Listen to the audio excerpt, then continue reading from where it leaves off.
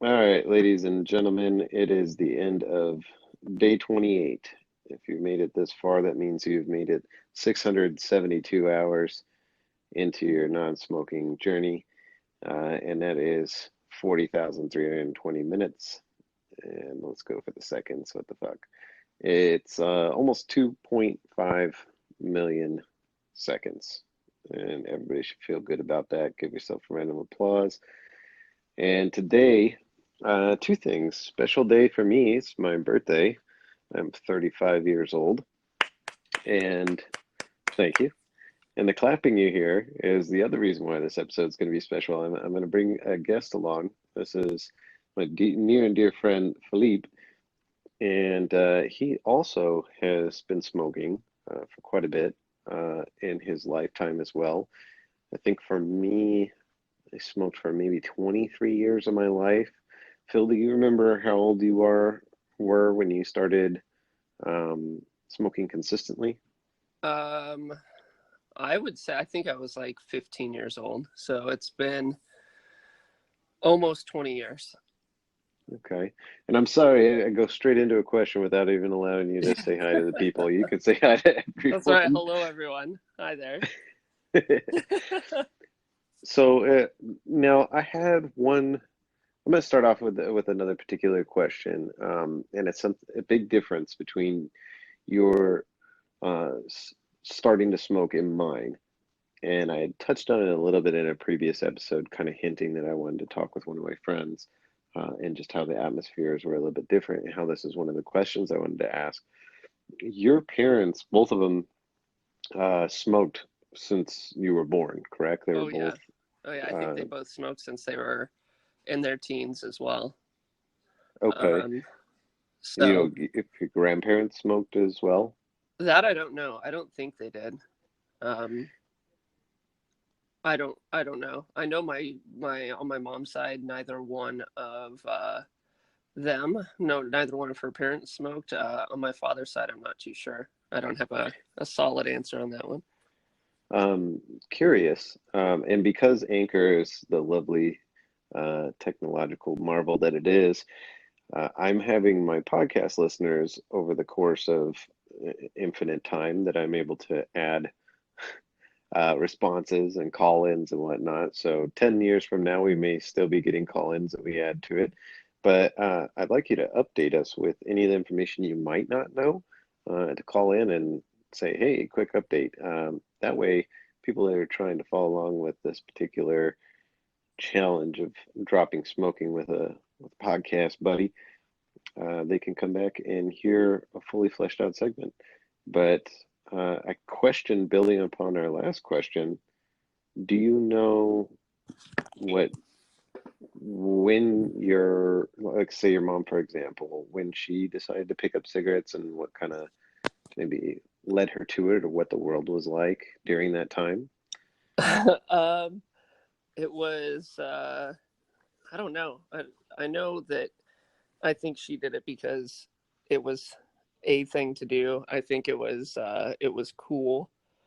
Um, Mhm. and I think It was that's glamorous, right? yeah. I think that's one of the things that started it for her. And for my dad, I don't know. My dad was in the military, and I think he might have sometime around when he joined the military is right around when he started smoking. And I don't know if those two correlate, but it's possible. Yeah, traveling back into their era, they must have been teenagers in probably the 60s, I'm guessing, is when they were teens. Yeah, my father was Uh, a teenager in the 60s. He was a young teenager in the 60s. I think by the 70s he was 17, and my mom was definitely a teenager, and she was the cradle robber between the two of them. So she was full bore late teens in the 60s. your mom's older. Yeah, my Wow. mom's older. My mom's I think 7 years older than my father. What? Okay, I never put that together, man. Yeah, dude. Wow, I've known you forever and your family, and I've never pieced that. I never thought to ask that. Interesting. That's cool that that comes up in this segment here. Um, Going back into that era, though. It was highly glamorized in just about every media art form you could imagine. And I even think in that era, it was being solicited as it could be healthy for you, Yeah, which is I think I crazy. remember seeing advertisements for that. Like it gets rid of headaches or something like that. Just blatant lies Yeah, about man, cigarettes and their health benefits. Back it then, you was. could smoke in the supermarket. There were ashtrays on the little push carts, and you could walk around and have a cigarette while you were doing your shopping, which to me is just so disgusting. Like Oh so my disgusting. God. And Yeah, I didn't even know that was a thing. I remember I my knew like stepmother. airplanes, yeah. Oh yeah, and I remember my stepmother telling me about sitting in doctor's office waiting rooms and people smoking and having cigarettes in the waiting room for the doctor's office. Can you imagine? Or the doctor like smoking while they're Oh assisting man, you. it was Wow. such a so is such a different social time. Oh my God. Well, babies were being born in those hospitals too. I mean, Yep. that is crazy. Okay, well, we've come a long way Yeah, since we've come a long since way. that. There's a Well, lot let more me. stigma around it now. There is. There rightfully so, though. Yeah, Rightfully so. absolutely. And how many Absolutely. people got lung cancer that never even touched a cigarette Yeah. from the second hand of being in restaurants? I mean, for the young listeners, especially the ones that are in the future here that haven't even discovered the podcast yet, or just now discovering it, and it's been recorded a decade prior. There, you got to understand, there was cigarette smoking anywhere you went. It was Yep. allowed. There Oh, was no off limits to it. Taxi cabs all smelled like cigarettes. Every airplane you went on smelled like cigarettes. And a flight, that's 2 hours long, something of that nature, and you're in a cabin with closed off air that's just recycling in and out. 20,000 feet up in the air too. So Yeah, you're getting all kinds of disgusting high from that. you're getting more of the secondhand, like the carbon monoxide side of that than you are oxygen. My You just to one up on that, my grandfather owned a little four-seater plane. I don't know if you remember that, I remember but hearing about it. Yes. my father, when we'd go flying, would smoke in the plane while we were flying. So we'd be at about 10,000 feet, and he'd be lighting up a GPC and having a smoke while we were flying in this little tiny plane. See, It was crazy. I was gonna ask you that, but I didn't want to throw you under the bus, or throw your dad under the bus. But my grandfather used to do the same thing. We would be driving around in his Cadillac, and he'd be smoking with the windows rolled up Oh yeah, and it's hotboxing it with a so gross. cigarette, man. Yeah. And um, I don't know if I brought it up on the podcast or not. Forgive me, guys, if I'm repeating myself, but my grandfather, when I was about 2 years old, he was sitting out on the porch of my aunt's house for, I think we got together for Christmas or something. He's sitting on the porch smoking a wooden pipe. And I go up to him curious and say, "What's that?" And he goes, "This is my pipe." And I said, "Can I try it?" And he says, "Yes." And they got a picture of me smoking this wooden pipe at 2 years old. That was not a big deal. No.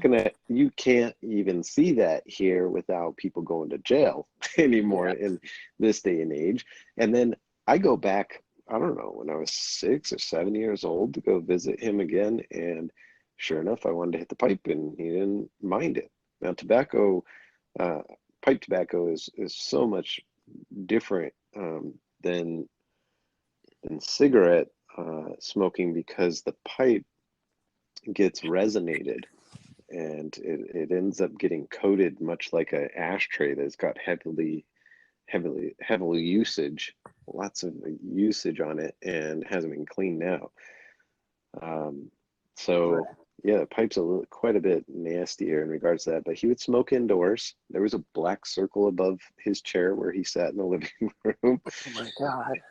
It's crazy. All the evidence was around them, but they didn't really put two and two together that if it can do that to the walls, what's it doing to the inside of my body or the inside of the people's bodies around us? And it wasn't until they start doing biopsies and big tobacco starts getting in trouble for one thing after another, that it really gets exposed for what it is. Uh, let me bring it back to the present, um, to, or not necessarily the present, but to your lifetime. Uh, when did you, first of all, cigarettes were very accessible to you because your parents smoked, correct? Like Right. if you wanted to, you could just take one of your parents without them noticing, because you have a kid for so long. Like I'm even guilty of this. I would leave my packs of cigarettes and my lighters around the house. Oh My yeah, and I absolutely. thoroughly educated my kids into not smoking. They've seen my struggle with it and they're very turned off by it. Not to say that they still won't, but I got so comfortable that I left that stuff around. I mean, it kind of the same circumstance in your household where, if you really Well, wanted yeah, to, you could have grabbed for it. we could totally have done that, but we were too afraid of getting caught.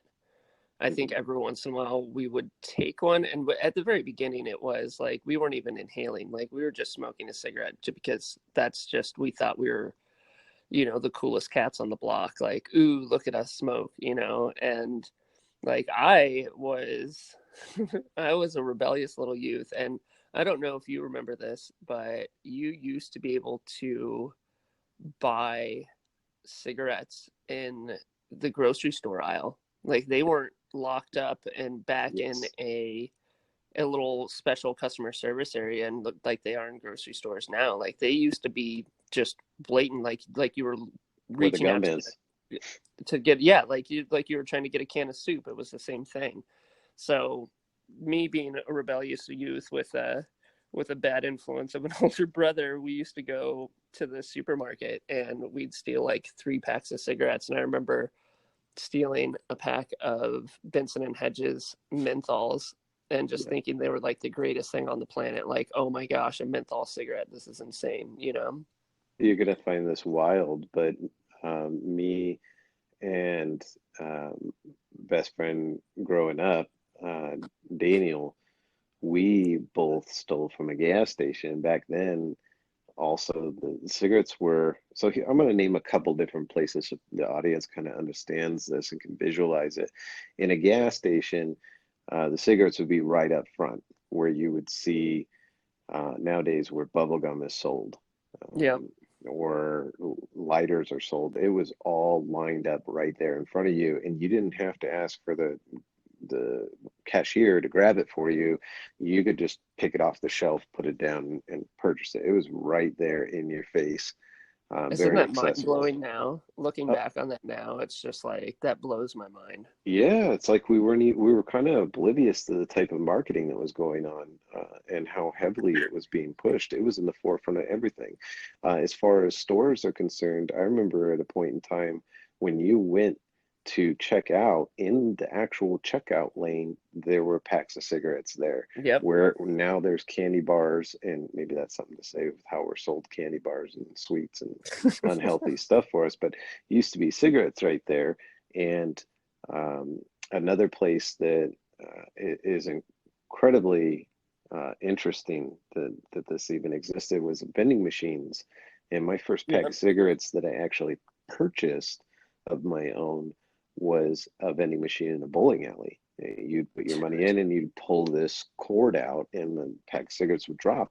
I did that when I was maybe 11 years old at best, and I looked 11. I did not Good look like gracious. an old 11-year-old.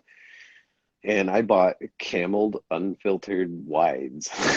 Oh my I God. didn't know what I was doing, dude. I just picked this one knob, pulled, and got it. So fast forward back to what you were saying, or bringing it back to what you were saying, me and Daniel used to go to the gas station, and I would purchase something, or Daniel would purchase something. We'd take turns who did this.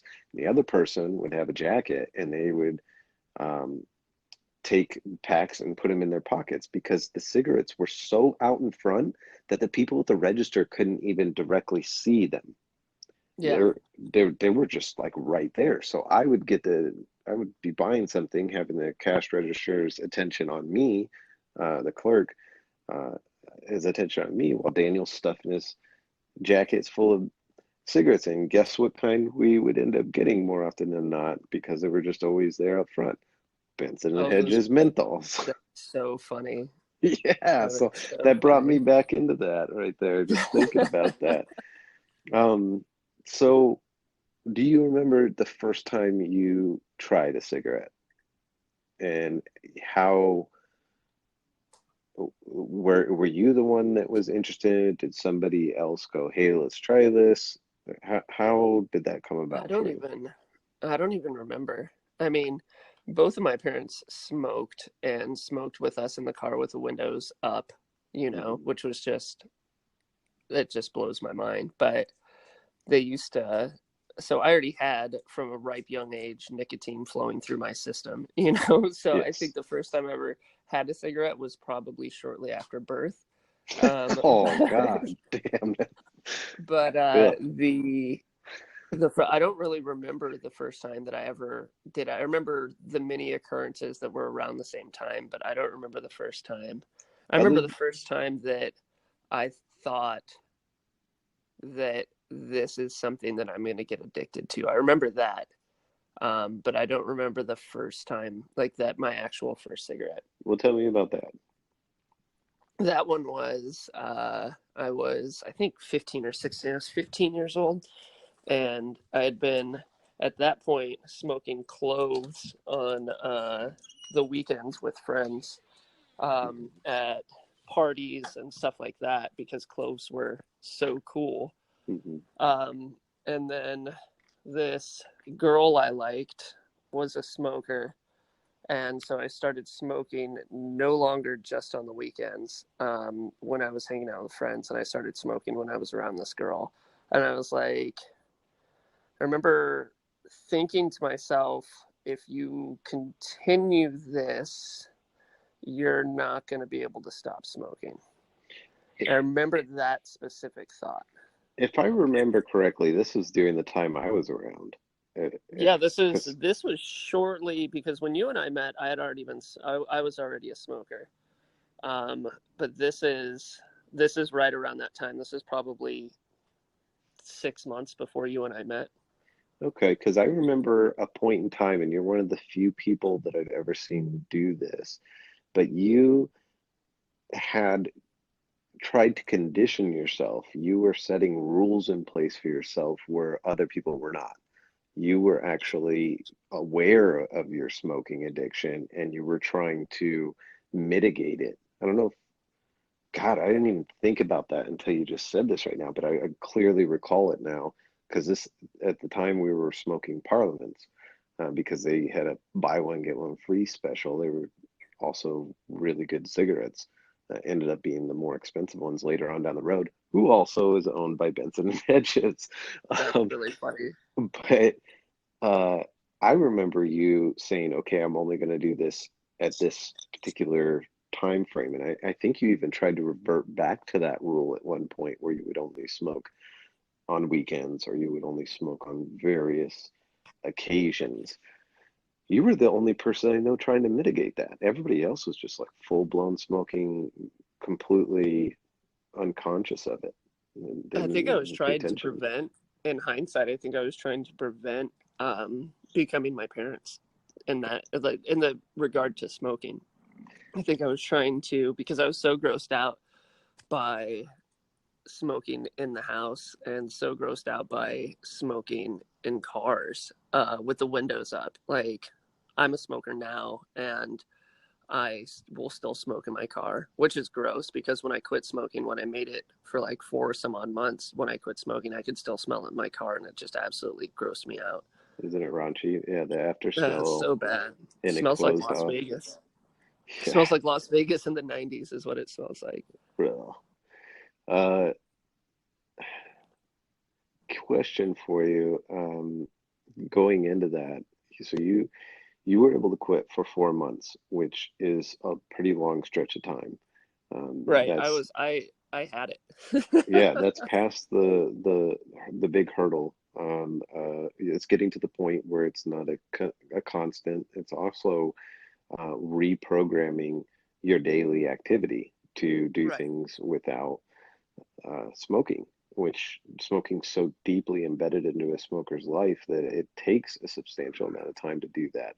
And you have to Oh, absolutely. recondition yourself, but you were past that point. So part of the reason I wanted to do this with you is I wanted to kind of draw from your tool set of things that helped you be successful and helped those around you help you be successful.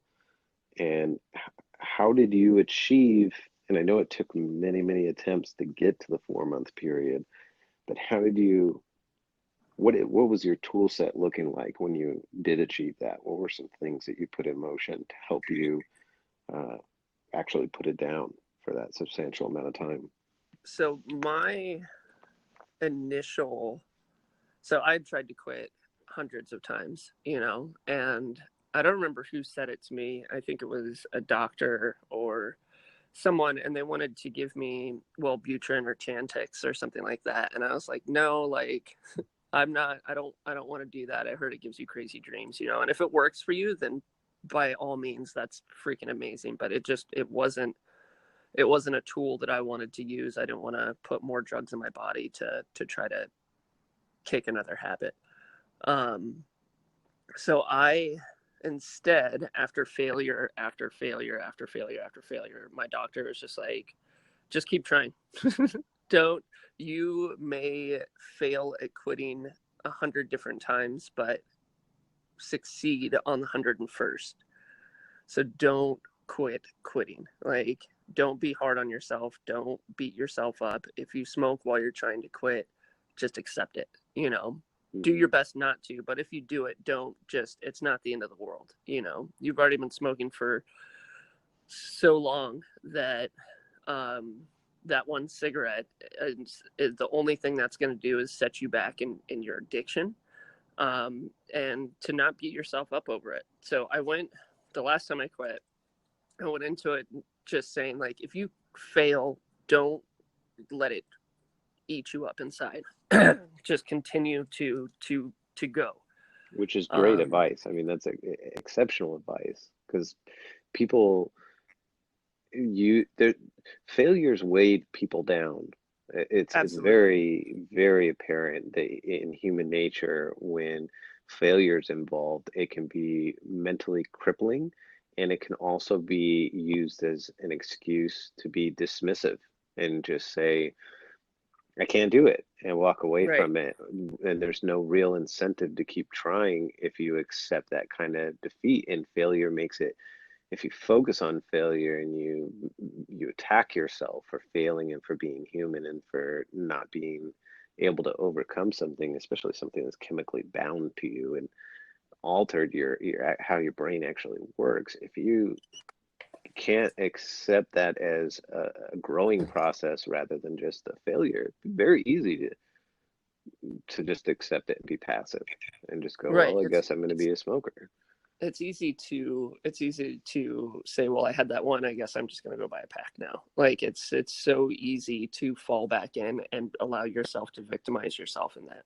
And on top of that, it's also the addiction that's talking to you at that point too. It's not just feeling bad for yourself because you failed and you had a cigarette.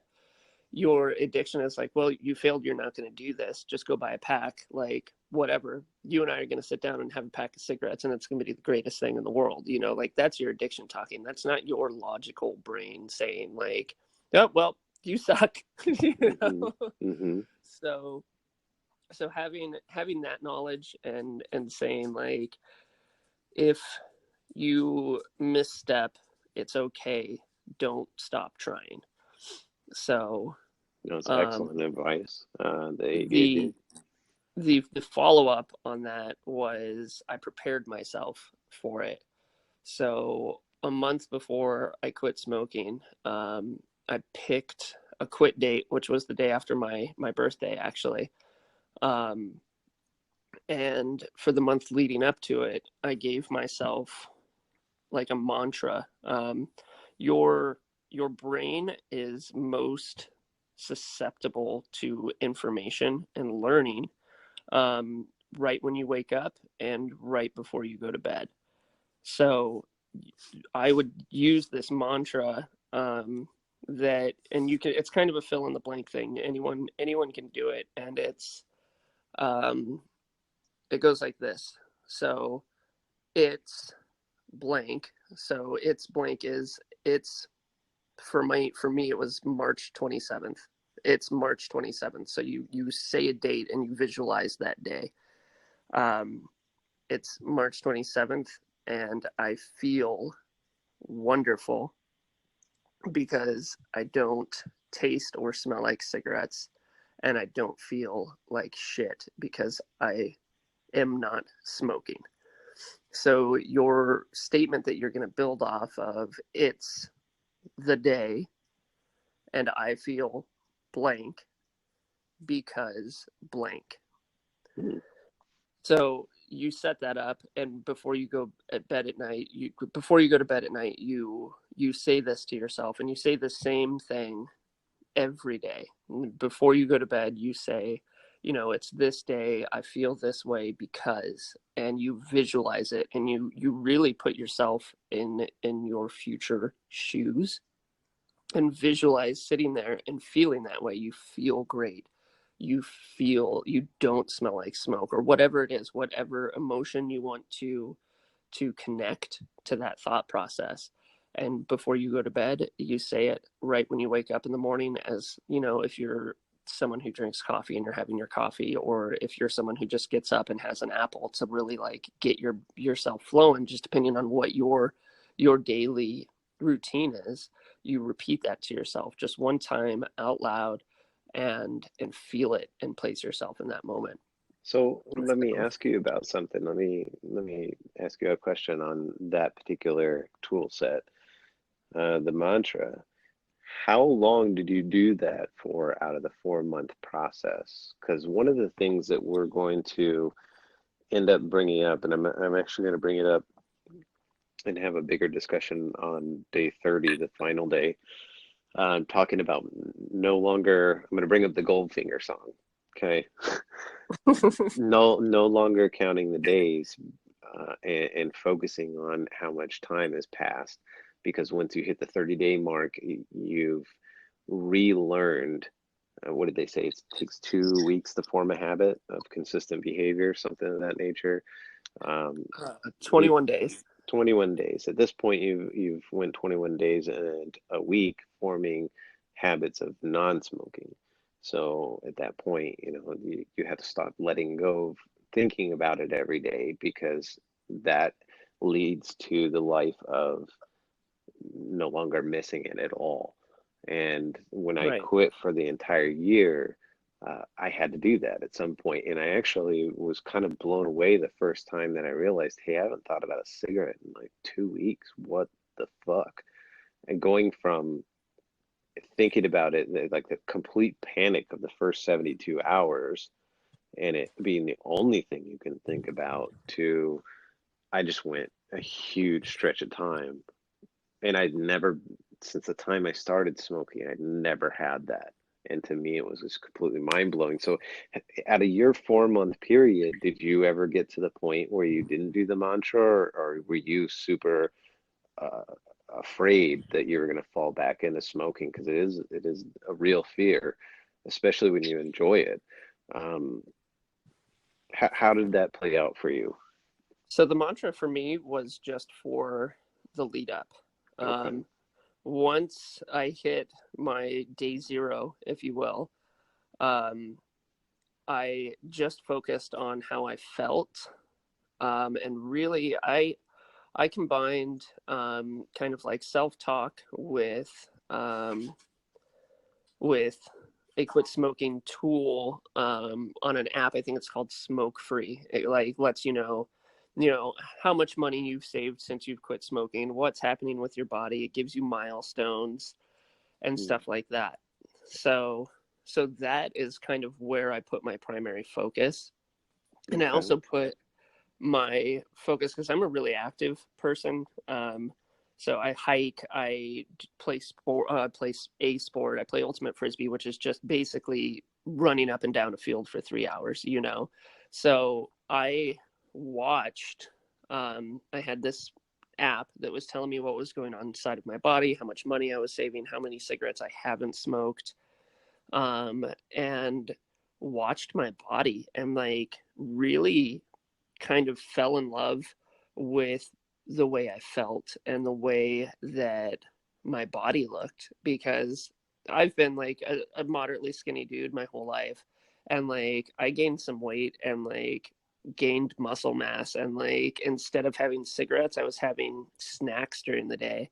Oh, and that's another thing, snack as much as possible, but I'm not talking about like Skittles and Snickers. I'm talking about like, bring, if you work in an office, bring a little bag of baby carrots, Hmm. you know, Or like do almonds, things with right. omega fats. Absolutely. Yeah. So snack healthy. Don't replace one addiction with a sugar addiction, you know? And that's a hard But one to cut out too. That one's yeah. a brutal one. So I would say that the mantra stops your last night before the last night as a smoker, and the next day you're a non-smoker, and you focus on that good feeling, because Okay. what you've done in that month lead up is you've retrained your brain to new learning. And so that day comes and you've already subconsciously basically tricked your brain into, I do feel good, I do feel this way, you know. And so when I quit and kept going forward, I focused on the things that were good about not smoking, the things that I noticed in my body, in my lungs, in my lung capacity, and really focused on seeing what my body was doing without this substance in it, and it was absolutely just marvelous. And so it's probably good to just interject here and say it's important to be realistic with your mantras, guys. Don't set it outside of actualization of things that can occur. Don't say, I'm going to be a millionaire if I quit smoking. You're not day one going to feel like a millionaire from that. You Right. need to keep it realistic. You need to set your incentives in context, in proper context while you're doing your planning. So you need to find out what your incentives are. If it's saving money, if it's, smelling better, if it's being a more attractive potential mate to somebody. Say you're single and you're trying to, find the right person. A lot of the right people out there, guys, just so you know, a lot of the right people don't smoke, and they're very, very turned off by smokers. It sucks that they're not looking at you as just like, who are you as a human being, but they also don't want to be with somebody that might have a short lifespan, and they might also understand the behavior that comes along with people that are addicted to smoking. It can be a struggle at sometimes. I don't say it's as extreme as some other substances, but we can be irritable and agitated as people Oh addicted yeah. to nicotine. So whatever your incentive is, you got to get that lined up. Maybe it's for your kids. You want to quit before they get to the age to you know try it out, or who knows? There's a million different things out there. For me, I'll say that one of my major incentives was I wanted to a and I've said this in earlier episodes, I wanted to at least see what 1 year was like without it, since I've dedicated 23 of my life, more than half my life, to not ever taking a break. I figured I owed it to myself to at least see what 1 year. And if that year sucked because I couldn't have my cigarette and I wasn't doing the thing that I enjoy to do, so be it. But I need to at least do that so I can feel good about the decision of smoking the rest of my life, the remainder of my life. And the other incentive is I wanted to show my kids that it's something that I could conquer, and that if they ever were to fall into something that was beyond them and they struggled with, that if they really, really dedicated the time and just was able to endure the torture of the first week of whatever it is, or even the first 30 days, they could put it past them and they could rise above it. So your incentives are going to be super, super important. Make them realistic and set those mantras the month, maybe 2 months leading up to it. So when you are quitting smoking, you actually put it down. You, like Philip said, you can feel that way. You can, and be proud of it, and flaunt it. Tell yeah. every single person you know. It's that that pride that you get and feel during that time, is bar none. There's hardly any other feeling like it. And be proud of one day. Be proud of 3 days. Be proud of a week. And I'm serious. Tell the freaking cashier at the grocery store while you're shopping. Be like, yeah, I haven't had a cigarette in 3 days. People will get behind you and support you, and it's a wonderful thing. So take that pride and use that pride as a tool for yourself, because you're doing something that is absolutely magnificent and extremely difficult.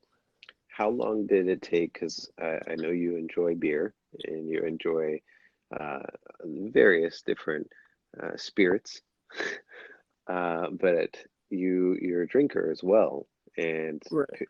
you've paired, as many of us have, cigarettes and drinking together, which in the the moment of things seems like the greatest combination ever. Right. I didn't really ever pair coffee and cigarettes, but I certainly paired drinking alcohol and cigarettes. And I would smoke like a chimney when I was drinking. I could clear out twice as many cigarettes in a Oh day yeah. in a short period of time, mind you, as well. So not only would I wake up feeling like crap from whatever alcohol I was drinking, I also felt like I had completely smoked my lungs, throat, and nose out when I woke up the next morning, completely Oh yeah, dry that's a in the disgusting face. feeling too. This is a raunchy feeling. So Yeah, it's so bad. how long did you set a kind of like a time period of, okay, I'm not going to drink until I at least hit this benchmark? Uh, how long did you push that out, if you did at all? And how skeptical were you trying to drink again without it? And how much of a struggle and fight was that to kind of stay away from it? Tell me um about that. so I still, because I love craft beer. I Hmm. I love a good sour beer, and I love wine.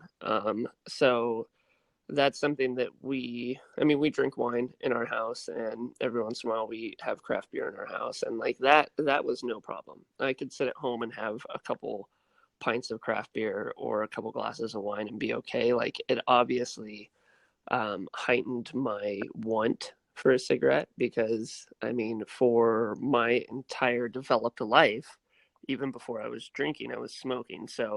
When so my whole that was just my thing. Like, if you're drinking, you're having a cigarette. Like, so at home it wasn't that bad. What I did do is, when I would go out to see friends, or go out to the bars with my fiance, I would just drink soda water. I'd be there, Is and she smiling right now? Is she next to you? Smiling. no, she's in the other room. Does she smile when she So, gets called fiance? Uh, okay. well, Sorry, go I ahead. think no, it's okay. I think I smile when I say it too. So it's but yeah, it was. I would say, I think for the first couple, I was probably like 2 or 3 weeks, I didn't drink when we went out. Hmm. I would drink soda water. And I'm not big on soda. Name drop Taco Bell Baja Blast is my favorite thing in the world, and I'll drink it while I'm there. But um, I'm not a big soda fan, so I would just drink soda water and kind of go with it, because then I wouldn't be, because I know everyone in our town and I know all the smokers. And if I'm drinking and we're out, I know who I can get a cigarette from. And I just didn't fully trust myself until probably about a month into the process to do it. And then at that point, it was a non-starter, because I was past my thinking about it every second of the day phase, and was just more into the learning my new life with all of my new free time, you know?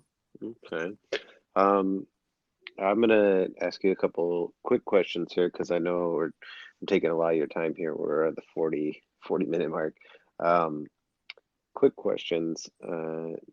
First of all, I want to talk about the kind of like the, I don't want you to feel shame about it, but a lot of people do feel shame. I want to talk about what happened with the relapse.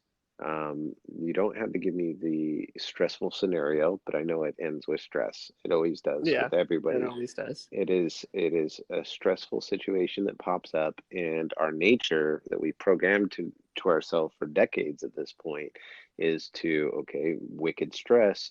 We know we've been learned or taught, and we've learned to deal with our stress with cigarettes as that coping mechanism. That'll be the thing that'll make it easier to deal with, or calming, or just it feels like that movie Ratatouille. Have you ever seen that? Where the It's been a really, really long time. film critic sits down at some point in time in the movie towards the end. He's judgmental of a poor dish that gets served to him, and it's actually a dish of ratatouille. When he takes a bite out of it, he's immediately sent back to his childhood comfort food.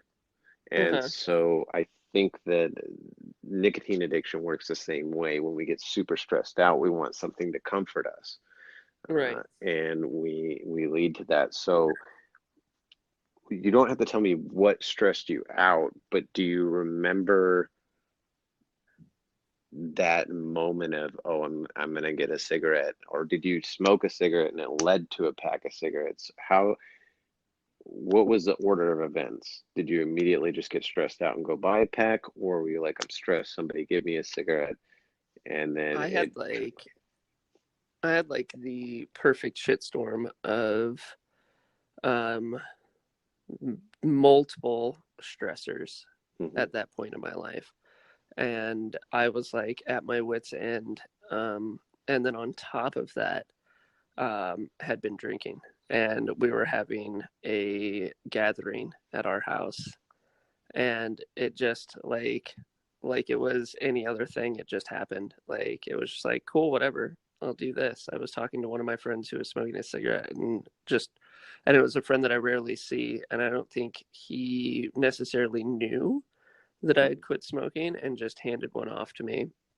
And that was the beginning of the end.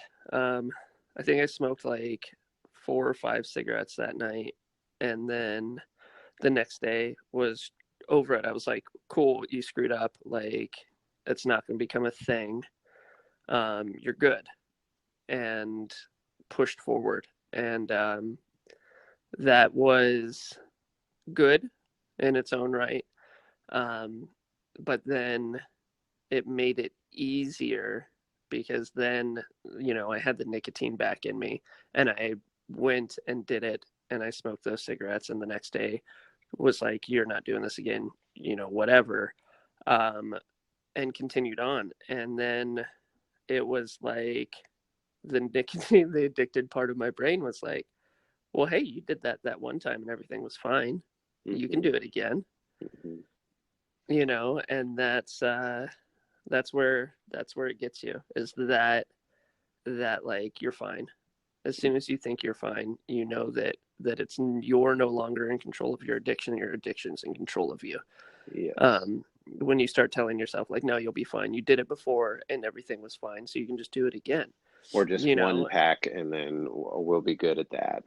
The problem with that is when you relapse, you have no preparation for that.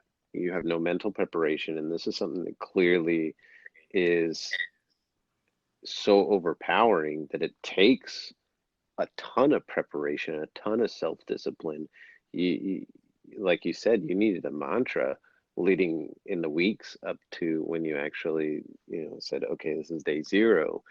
And then if you relapse and you get that nicotine going into your system again, there's no real safety precautions put in place. So I think for long-term successful quitting smoking, I mean for life, even if you pick it up again, um, there has to be some kind of preparation.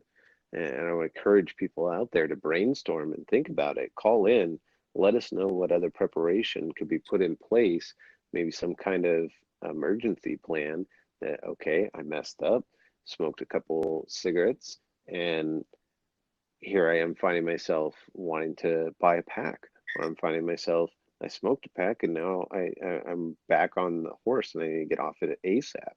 There should be like some kind of protocol put in place that nicotine cannot be in your system for longer in a certain period of time if a relapse ever does occur. Something like that needs to be created. Right. Um, And I would say be cognitive with your self-talk and mhm. realize, or at least attempt your very best to realize when you're talking to yourself and when that addiction is talking to you. And it's hard to tell sometimes because you'll try to trick yourself into thinking that it's okay, like it's okay to just go have another cigarette or go buy a pack. So be very in tune with your thought process and be very in tune with uh, with who is talking, because there's you and then there's the smoker. Make sure that you're listening to you and not to the smoker. Good advice. Good advice. Last question that I have for you, and it's actually a kind of a multi-part, and it has to do with other preparations that you did. Like I know you had to clean out ashtrays because Mm-hmm. if there's a half-smoked cigarette, you're like me, you get to day two and it's been 24 hours, and you almost are getting sweats. Your body is really, really fighting not having nicotine. It's not liking it. Your brain's not functioning correctly. Your words aren't coming the way they should be. It's almost like neurons are misfiring. You Oh got half yeah, cigarette that there, it's gonna get that smoked. dude, that half smoked cigarette looks like a bar of gold. Yeah. I mean, I even told people in this podcast one of the most disgusting things I ever had done before is at, at one point I didn't have cigarettes or have access to them, and I was full blown addicted to them. I don't think I could even buy them at that point. I didn't think I'm not sure if I had a job or not, but I didn't have cigarettes. Let's just say that much. And there was a half, like two-thirds left fresh cigarette in an ashtray at a gas station. And I picked that out of Yeah, the I ashtray and smoked it. And this might surprise you. I actually listened to that story of yours on oh your wow, podcast. oh yeah. So it does surprise me. That threw me completely off. But yeah, that was nasty. But at the time, I was like, whatever, it's just Yep. and I didn't think about whose lips that could have touched or Yeah. anything of That's how you that get nature. mono, man. Yeah, right. So, stuff like that, what kind of preparations did you do? Did you have to tell people around you, hey, this is what it is? Um, Um, I didn't necessarily tell people around me that I didn't want them to give me cigarettes, or if I asked for a cigarette, don't give me one. I didn't necessarily do any of that. okay. Um, I did clear out all of my ashtrays. Um, I did start a snack routine. I made sure that I had plenty of snacks to go to work with me. Again, healthy snacks. And uh, I had a wonderful, wonderful support person in my life who was my number one fan, and that Mhm. helped a lot. Um, and well, I'm actually, full disclosure, I'm actually getting ready to move. We are getting ready to move out of our house into a new house, and I came across this little chalkboard that she made me that I don't remember what it said on it. I could probably go fish it out of a box, but I think it said something like, "You can do it. You can do it, baby," or something like that. And it was just this little daily reminder that I wasn't in it alone, and having a support group for it was good. And you having heard my story, then you probably know that I had the conversation with my girlfriend in regards to the whole disappointment factor and the shame that you can get from somebody that you tell you, okay, I'm going to quit, and they really want you to quit. Maybe they're a non-smoker. And then when you relapse, um, they Yeah, that can one's default hard. to that because they don't. It's hard to get that balance, right? And Right. get them to understand that I might fail at this, but what's important here is that I have it in my brain that I decided I don't really, there's part of me that doesn't want this. And that's probably the biggest step is to be able to say, okay, I don't want this in my life anymore. And there's at least a part of me that does want to quit. Um, and getting to understand the power in that in itself, that's half the war. The other Right. half has to happen um, only by the individual can win that. It's no Right. amount of force, it's no amount of shame or somebody being upset with you or anything of that nature that will actually solidify it. It has to be an individual saying no, because Right. at And the end of it, I don't think, and I 100% agree with that. mm, I agree with that shame feeling. And I have to tell myself in those scenarios that like it's not it's not or they, just depending on who your support group is or your support person, they're not upset with you. mhm, They just want, they know how badly you want it, and they will want it tenfold more for you because they care about you. And you have to remember that when you're feeling that shame in that situation, that that it's not, they're not upset with you. They're they're in the struggle with you, and they're hurting because of the struggle that you're going through at the same time.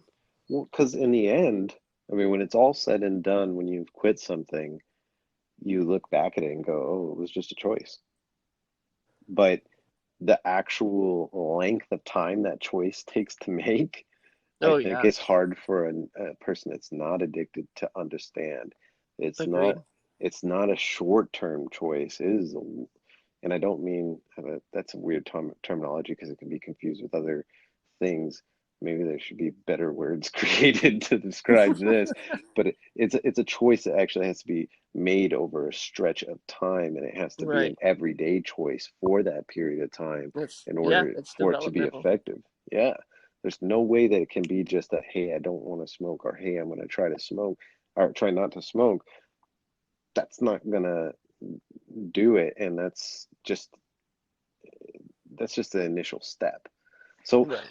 um, I know you guys eventually found a balance, but there was a point in time where she didn't know how to handle that, and her first reaction was like, "What the fuck are you doing, man?" Exactly. And she would be mad at anybody around you that also was addicted. And I will say, like, that for me was part of my process is kind of, and I know it's harsh, but part of my process was removing myself from people that smoke until I got it under control to a point where I could be around it and not want to hit it or bum a cigarette, um, to where I felt strong enough for myself to just be able to be around it. Same with like drinking, excuse me, drinking beer. Oh, are you drinking Um, now? no, it's my birthday. I should be, but no, it's a. Unfortunately, my birthday's on a Monday this year. Uh, That was a perfectly timed hiccup. right? It was speaking. It might be subliminal here. My brain's just like you should be drinking right Yeah. now. But yeah, I had to distance myself from these things, um, just for a little bit to build up that strength before I could come back around. And I think Right. that our significant others um, can look at other people like, oh, you're enabling them because you're around, but that's really hard when you're dealing with friendships and you're dealing with, everyday things like birthdays. So maybe a good idea if you're going to plan your stop date, make sure you're planning it in a way where you're not going to have any social gatherings that you can plan, that you can predict, Right. for at least 30 days. So any super close friends' birthdays that you never miss their birthday, that that should be a month that you avoid. That Right. should definitely Yeah, be a and month you avoid. it's okay. It's okay to prolong your quit date to ensure your success. Yes. That's why mine was the day after my birthday. Hmm. So it's you've been smoking your whole life. If you go another 3 weeks to align your quit date with some time that you know is going to be easier for you, anything that will make it easier is the best idea, the best decision. Um, I recently read, so this was about a year ago. I recently read a book called Win, The Scientific Secrets of Perfect Timing by Daniel Pink. And in that book, he gives you a list on if you're going to quit something or if you're going to start something new. Like if you're going to quit smoking, you're going to start an exercise routine, you're going to start going to the gym, that the day that you choose to do it will actually benefit your success more so than any other day. And he says to combine it with either significant events in your life. For me, it was the day after my birthday, or the day after, if you're in the States, the day after the 4th of July, Independence Day, Mother's Day, and to co-align it with specific days of the week as well. So another name drop, I know, but that I would definitely recommend anyone who's getting ready to quit smoking to read that book. It has nothing to do with quitting smoking, but everything to do with timing. And, you're going to have a lot of time on your hands. So Yeah, that's one of the episodes that I decided to talk about a little bit, is that just there's so much time that opens up when you're not taking that 5 minute smoke break every 2 hours, sometimes even more close together than that.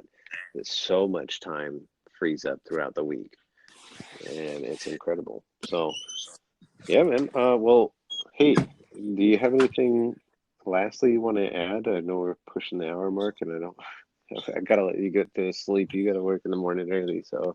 yeah. My, I guess, closing thoughts would be, and I think I said it earlier, but I'll just kind of reiterate it. Don't give up. Don't give up on on yourself. Realize that it's not the end of the world that you had a cigarette. Just realize that it's not something that you want to continue, and that you are making a conscious effort to quit smoking. And self-talk. Pay attention to yourself. Realize which inner voice is talking to you, whether it's the addicted inner voice, or you, the person that wants to quit, or your neighbor's dog. Well, all right, man. Thank you so much for spending the time with me and with us.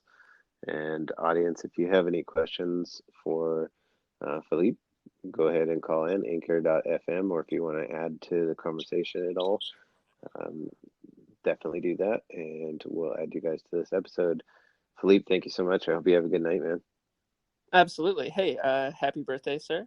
Thank you. And my mantra restarts in like 3 weeks here. So Outstanding. I Are you will, doing that leading up to a wedding? You're nuts, I man. know. Yeah. No, I promised her I'd be smoke free by then. So Okay. my mantra starts in about 3 weeks, and I'll keep you guys updated with my progress.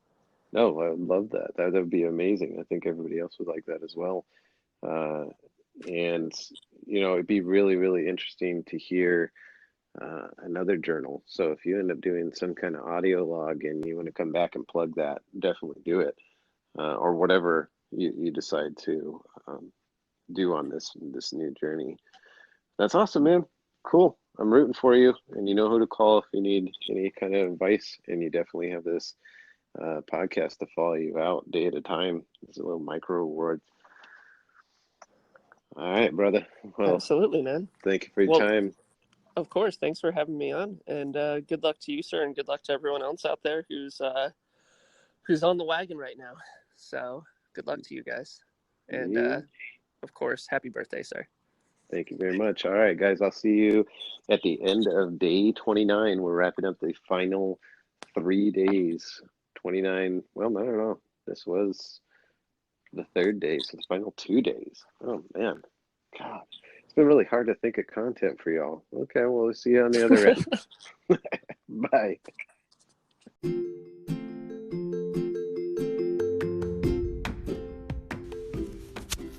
Day 27, 648 hours, 38,880 minutes. 2,332,800 seconds. 2,332,800 seconds. That's a long time. So today, I was trying to think about what I was going to talk about. Doing 30 days in a row on this particular subject gets a little bit difficult because, again, there's only so much you can talk about quitting smoking.